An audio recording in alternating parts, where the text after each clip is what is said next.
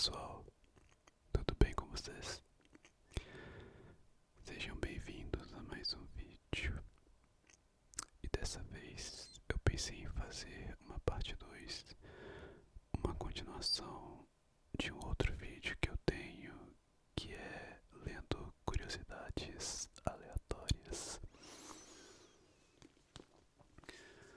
No caso, o livro que eu uso de referência para essas curiosidades é este aqui, que se chama O Guia dos Curiosos. É um livro que eu já tenho, na verdade, há um bom tempo e eu nunca li ele todo. E a forma que eu pensei para fazer esse vídeo é o mesmo que eu fiz o primeiro, que seria apenas abrir umas páginas aleatórias e ler o que parecer interessante. Eu espero que isso possa ajudar vocês a relaxar um pouco, pessoal. Mas eu estava dando uma olhada nele antes de gravar esse vídeo e eu achei uma curiosidade bem pertinente para esse vídeo, que é justamente sobre o dormir. Então vamos começar por ele, por que não? Eu marquei a página com isso aqui.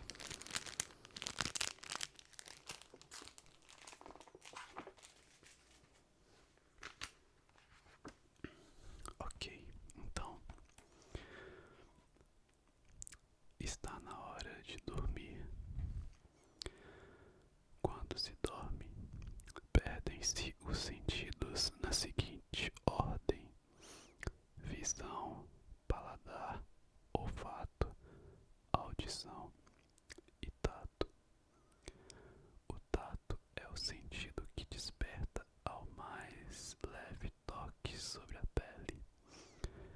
Ele é o vigia do corpo adormecido. Na hora de acordar, os sentidos voltam nesta ordem: tato, audição, visão, paladar e olfato. O período mais longo que uma pessoa já conseguiu ficar sem dormir foi de aproximadamente 12 dias. Napoleão Bonaparte dormia 4 horas por noite, enquanto Albert Einstein precisava de 10 horas de sono. O mesmo tanto que a Xuxa. É o que tá falando aqui, pessoal. E aí,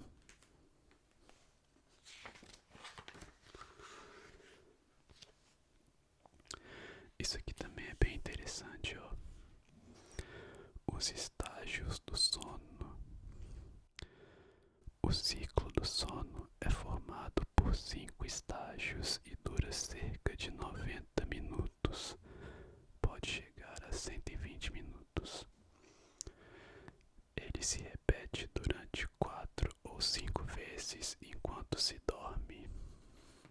Primeiro estágio começa com uma sonolência, dura aproximadamente 5 minutos. A pessoa adormece. Esse é você agora, pode falar. Segundo estágio, a pessoa já dormiu, mas ainda não profundamente. Dura em torno de 15 minutos. Terceiro estágio, é hora de entrar num repouso mais profundo. Outros 5 minutos. Quarto estágio, são 40 minutos de sono profundo. É muito difícil acordar alguém nessa fase de sono. Depois, a pessoa retorna ao terceiro estágio, 5 minutos, e ao segundo estágio, mais 15 minutos. Entra então no sono REM. REM, né? REM significa Rapid Eyes Movement, movimentos oculares rápidos. É o estágio em que sonhamos.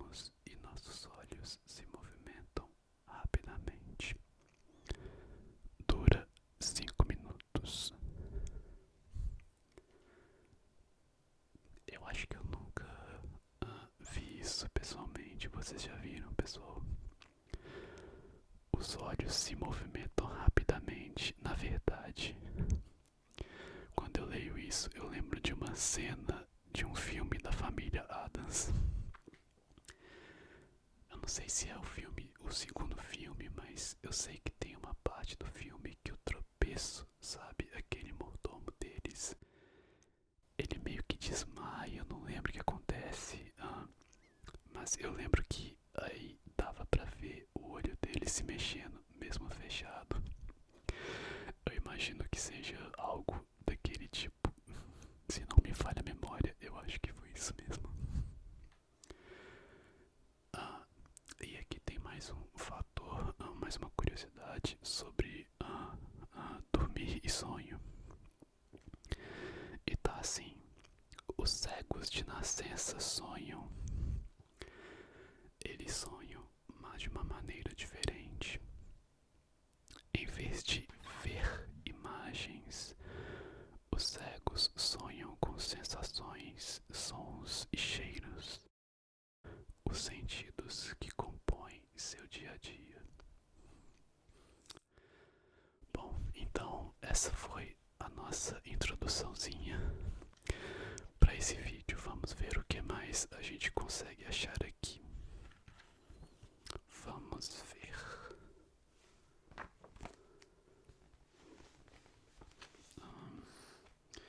Essa parte especificamente são curiosidades sobre o corpo humano. O livro ele é dividido em várias categorias.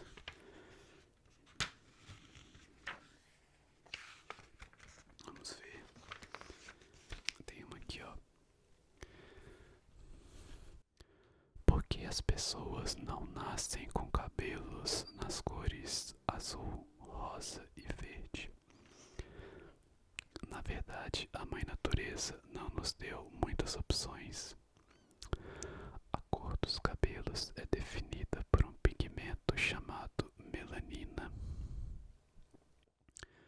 Essa substância fica nos melanócitos, células localizadas no folículo capilar, poro onde nasce o fio, e pode ser encontrada em 3 versões: a eumelanina, que dá cor aos cabelos escuros; a feomelanina, que torna os fios louros; e a eritromelanina, presente nos ruivos. Grande parte das pessoas possui uma mistura deles. A maior ou menor presença da eumelanina determina tons mais claros ou escuros. Essa combinação de cores segue a receita dada pelos genes de cada um.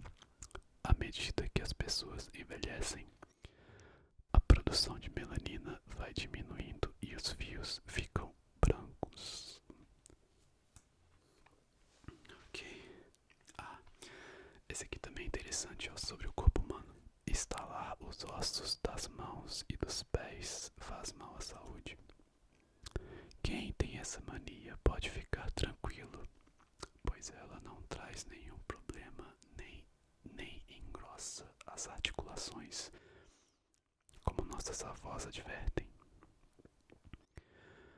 O barulhinho característico do estalo não vem dos ossos, mas de um líquido viscoso que lubrifica as articulações. Quando se faz esse movimento, as falanges do dedo se separam e quebram a tensão superficial do fluido, produzindo o som.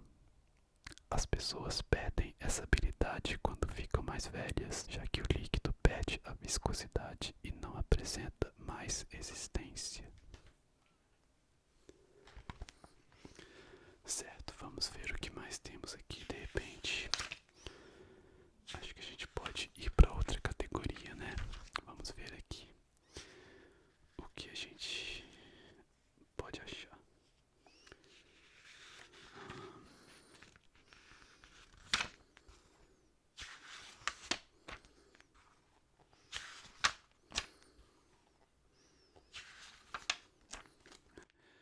Esse aqui pode ser interessante, ó. Como gastar menos energia? Procure não acender lâmpadas durante o dia. É melhor deixar o sol entrar abrindo bem as janelas e as cortinas. Evite pintar paredes de casa com cores escuras, pois isso exige lâmpadas de maior potência que consomem mais eletricidade. Limpe regularmente paredes, janelas e pisos. Superfícies limpas refletem melhor a luz. Este capítulo é sobre ecologia, tá, pessoal? Manter a chave do chuveiro na posição verão poupa 30% de energia. As roupas devem ser passadas de uma só vez. Use sempre a temperatura indicada para cada tecido. Para maior economia, comece pelas peças que exigem temperatura mais baixa. Para máquinas de lavar roupas, louças e secadoras, a regra é uma só. Quanto menos você as usar, mais diminui o consumo de energia. Cuidado para não dormir com a televisão ligada. A geladeira é responsável por 30% de sua conta de luz. Para maior rendimento, com menos consumo, instale-a em um local bem ventilado, longe do calor do fogão e dos raios solares. Evite abrir e fechar constantemente a porta. Deixe para colocar e retirar alimentos de uma só vez. Procure não guardar alimentos ainda quentes lá dentro. A eficiência de sua geladeira pode ser melhorada com a limpeza anual da serpentina do condensador. Verifique também a borracha de vedação da porta, limpando-a para evitar ressecamento ou trocando-a se estiver rachada. Ela impede a fuga do ar frio.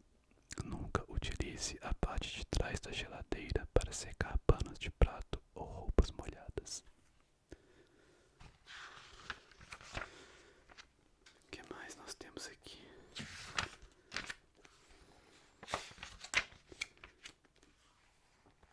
Vamos dar uma olhada em algum outro capítulo.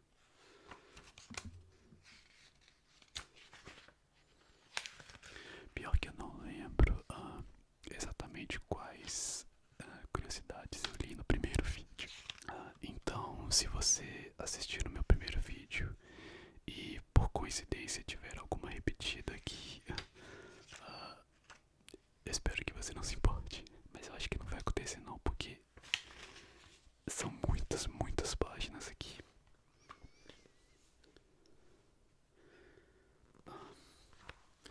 Essa aqui, por exemplo, este capítulo é sobre o reino animal. Os touros não gostam da cor vermelha. Os toureiros usam capas vermelhas para provocar os animais, certo? Não. Se usassem capas verdes, azuis e pretas, o efeito seria o mesmo. Os touros não distinguem as cores. O que faz o touro ficar enfurecido e partir em direção ao toureiro é o movimento da capa e não a sua cor.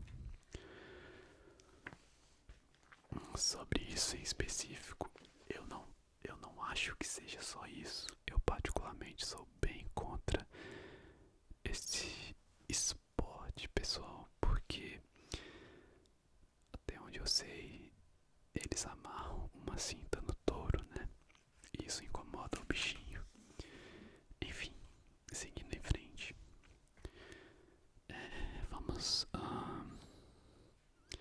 Vamos procurar mais curiosidades animais. Eu gosto de animais.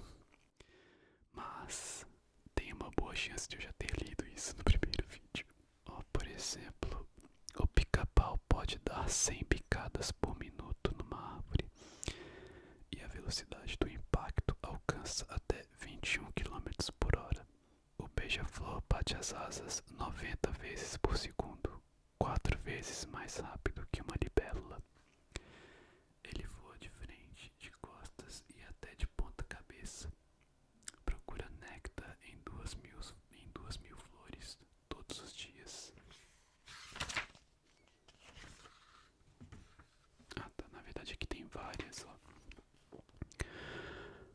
Apesar do tamanho, o pescoço de uma girafa tem apenas 7 ossos, o mesmo número de ossos do pescoço de um homem. A cabeça da girafa fica a mais de 2 metros de distância do coração. Para fazer o sangue subir, o coração precisa ser muito forte. O coração da girafa é 43 vezes maior que o do ser humano. A piton reticulada do Sudeste Asiático é a maior cobra do mundo, podendo atingir 10 metros de comprimento. Caramba! Quando em perigo, os elefantes formam um círculo em que os mais fortes protegem os mais fracos. A temperatura de um sapo pode ser de 10 graus Celsius. Os répteis e os anfíbios são psilotérmicos. A temperatura corporal depende da temperatura do ambiente. Um camelo consegue beber 120 litros de água em 10 minutos. Ele retém água para 8 dias. Pode andar de 200 a 270 quilômetros por dia. As girafas e os ratos podem viver sem água mais tempo que o camelo.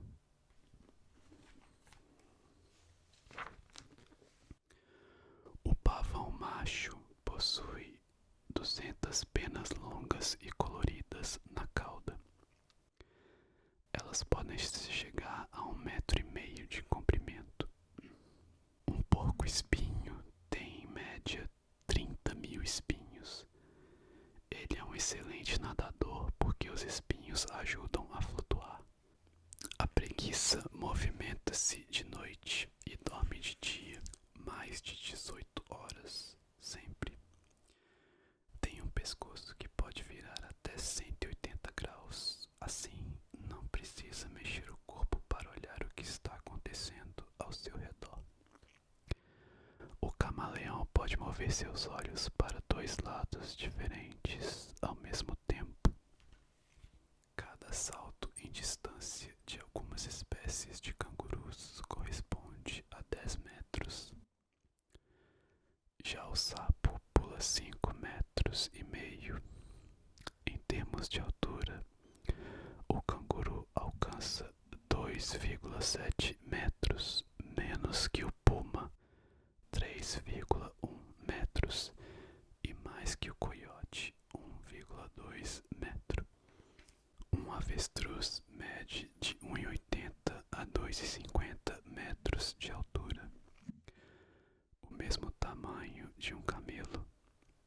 As girafas atingem os 7 metros, o mesmo que um prédio de 2 andares. A mula ou burro é resultado do cruzamento entre um jumento e uma égua. Num único dia, uma andorinha come 2.000 moscas. Os elefantes possuem audição aguçada e podem facilmente detectar os passos de um camundongo. Suas presas pesam mais de 100 quilos. Um elefante come 125 quilos de plantas, capim e folhagens e bebe 200 litros de água por dia. Sua tromba suga 10 litros de água de uma só vez. A anta é o maior mamífero terrestre do Brasil. Pode ter até 2 metros de comprimento e 1 metro de altura. Pesa quase 300 quilos. A carapaça das tartarugas é a própria pele que engrossou e ficou dura como osso. Elas não conseguem sair dali, só conseguem colocar a cabeça e as patas para fora. Um carneiro fornece 5 quilos de lã e 100 litros de leite por ano. Ok, vamos procurar outra categoria agora. Vamos ver aqui.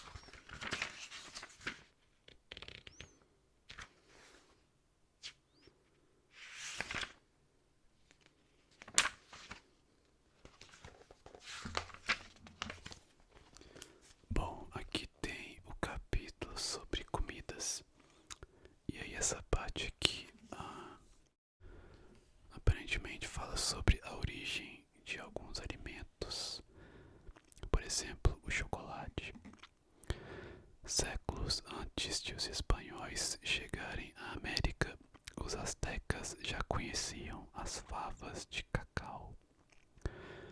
Com elas faziam um líquido escuro e amargo preparado com pimenta e especiarias que chamavam de chocolate. Não sei se eu falei certo. Chocolate, que quer dizer água amarga. Antes de servir, os astecas derramavam a bebida do altar para fazer espuma. Em 1502, a ilha de Guanaja, habitada pelos astecas, povo místico e religioso, recebeu a esquadra de Colombo.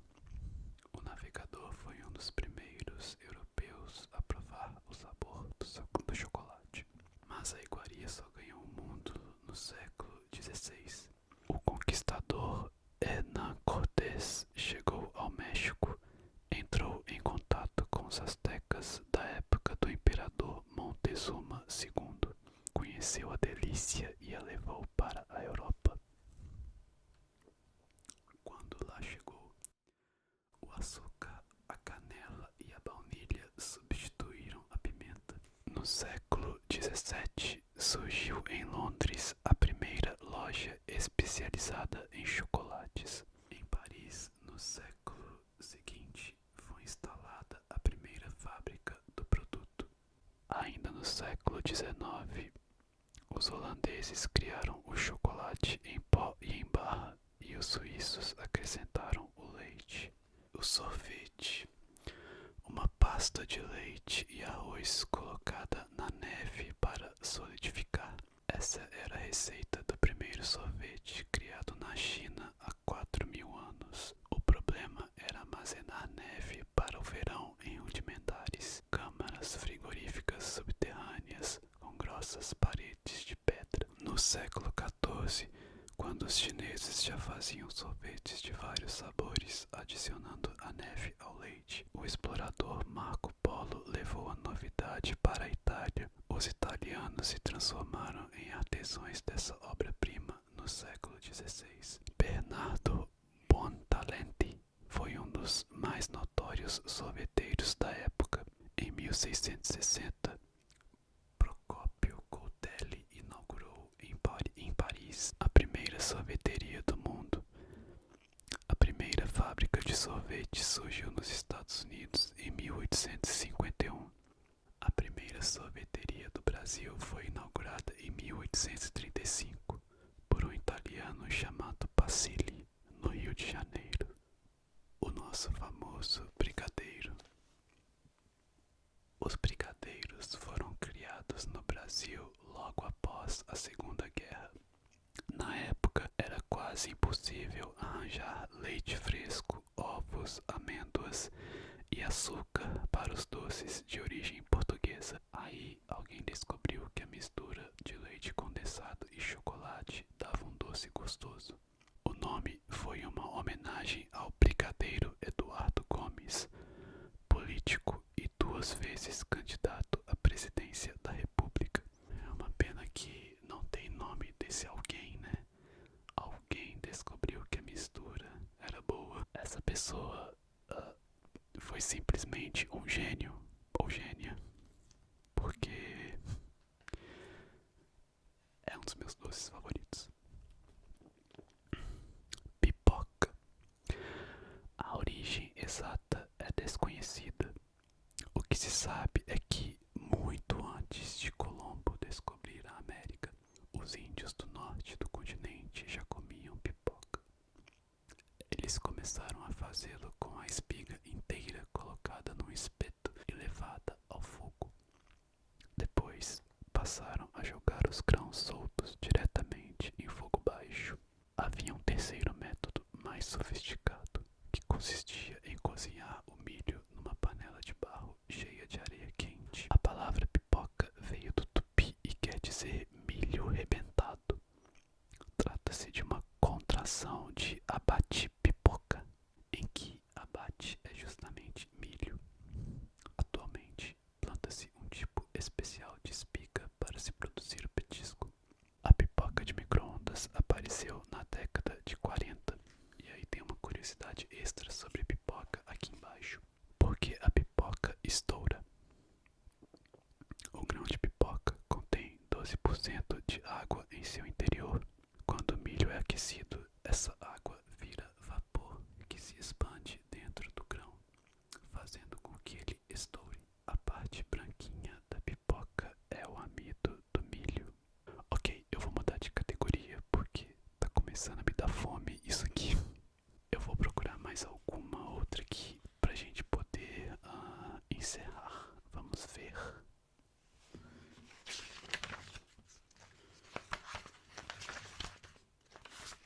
Ok, tem um capítulo aqui sobre invenções. E aí tem uma parte aqui falando sobre brinquedos e jogos. A Barbie, por exemplo, a boneca mais famosa do mundo, foi lançada em 1958 e ganhou o nome da filha do casal americano Ruth e Elliot Handler, donos da fábrica de brinquedos Mattel. A cada 10 segundos, uma boneca Barbie é vendida no mundo. Ken, o companheiro de Barbie de 1961, também foi inspirado no filho do casal Handler. Videogame. O primeiro videogame do mundo foi o Odyssey 100, lançado nos Estados Unidos em janeiro de 1972. Eu acho que esse eu realmente nunca tinha ouvido falar. Você sabia que o ioiô nasceu nas Filipinas do século XVI como uma arma? Ele pesava 2 quilos e sua corda tinha 6 metros. Louis Marx transformou o ioiô num brinquedinho em 1929. Bolinha de gude. Gude eram pedrinhas redondas e lisas retiradas do leito dos rios. Foram encontradas pedras semi-preciosas em forma de bolinha no túmulo de uma criança egípcia de aproximadamente 3.000 anos antes de Cristo. Na ilha grega de Creta, as crianças jogavam com as pedrinhas de ágata ou jaspe em 1435 a.C. Provavelmente seu uso foi difundido pelas legiões conquistadoras do Império Romano. O jogo era tão popular entre as crianças de Roma que o imperador César Augusto chegava a parar na rua para assistir a alguns desafios. Xadrez. O jogo de xadrez vem do Oriente Antigo. A primeira referência a ele está em textos persas do século VI. A origem, porém, é ainda um tanto incerta. Duas peças de xadrez produzidas em marfim, datadas do século II, foram encontradas em 1973 em escavações no Uzbequistão. A lenda mais famosa é a do rei hindu Yadava, que estava muito triste por causa da morte de seu filho Ajamir. Nada conseguia alegrá-lo até que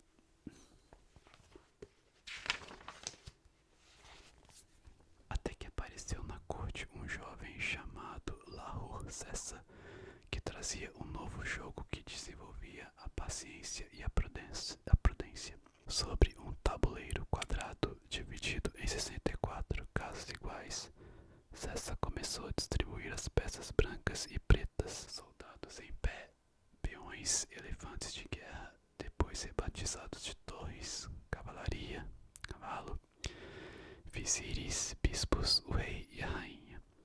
O rei adorou o jogo e Sessa ganhou o título de conselheiro. O jogo recebeu inicialmente o nome de Chaturana, que significa exército formado por 4 membros. Bom, pessoal, acho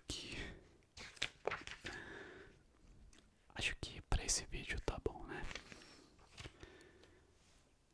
Tem realmente muita curiosidade aqui, muito conteúdo. E, bom, mas eu acho que por hoje, para esse vídeo, a proposta foi concluída. E eu realmente espero que vocês tenham gostado de algumas dessas curiosidades. Espero que você tenha conseguido relaxar um pouco. Se vocês